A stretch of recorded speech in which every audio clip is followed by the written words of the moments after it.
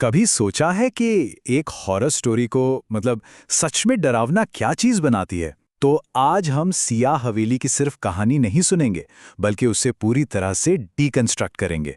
हम समझेंगे कि ये कहानी कैसे इतने स्मार्ट तरीके से सस्पेंस बनाती है और फिर एक ऐसा ट्विस्ट देती है जो बस दिमाग में छप जाता है। चलिए सीधा कहानी के खौफ के बीच में उतरते हैं। आईने के अंदर से आती ये पहली आवाज, बस यही लाइन पूरी कहानी का टून सेट कर देती है। एक ऐसा माहौल जिससे बाहर निकलना नामुमकिन है। तो ये है कहानी का सेटअप, जहां स्टेज सज रहा है। हम मिलते हैं अपने किरदारों से, एक हिम्मत वाली लड़की और उसका थोड़ा डरा हुआ दोस्त। और फिर सामने आता है कहानी का मेन हॉरर एलिमेंट, वो आईना।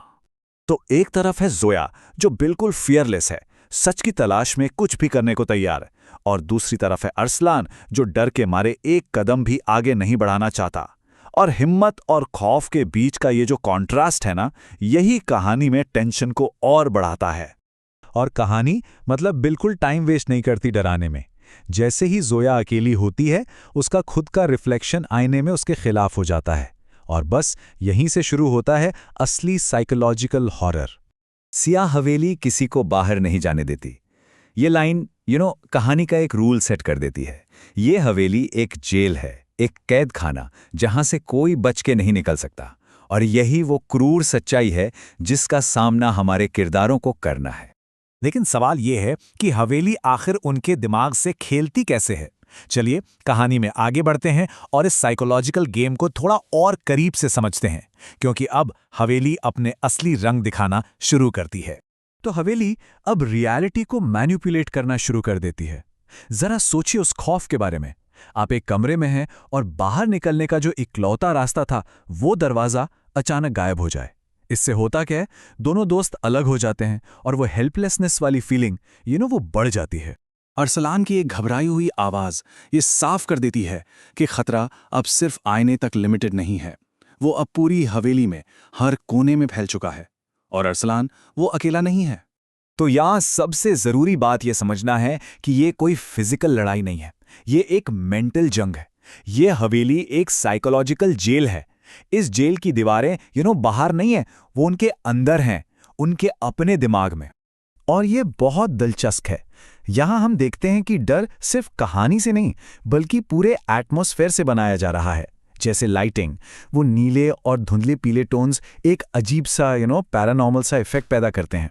फिर वो साउंड, दिल की धड़कन की आवाज़ जो टेंशन बढ़ाती है। और एक्टिंग, रिफ्लेक्शन की बॉडी लैंग्वेज जानबूझकर रोबोटिक और अननेचुरल रखी गई है।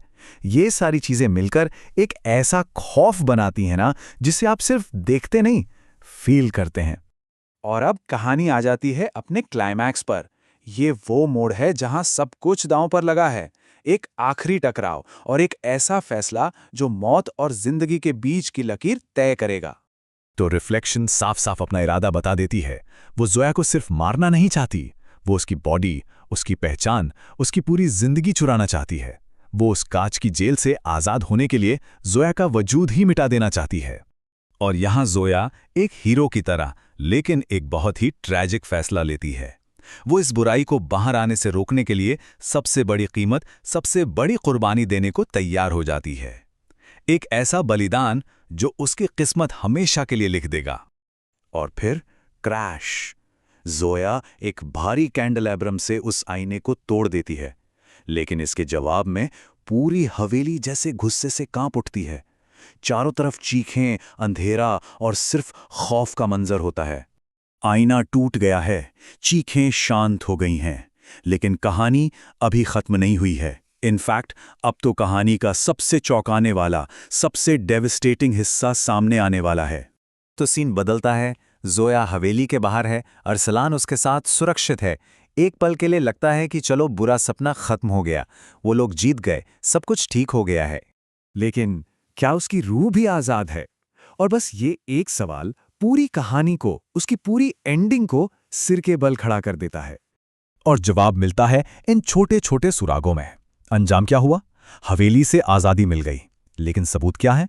उसकी आंखें, जो अब बिल्कुल काली हैं। और फैसला ये है कि जिस्म तो जोया का है, पर अंदर की रूह अब उस रिफ्लेक्शन की है। जोया ने हवेली कभी छोड़ी ही नहीं, सिर्फ उसके जिस्म ने छोड़ी।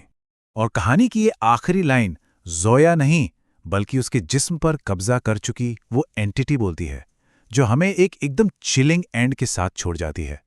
तो आखिर में सवाल यही रह जाता है कि असली आज़ादी क्या है, जिस्म का बच निकलना या रूह का।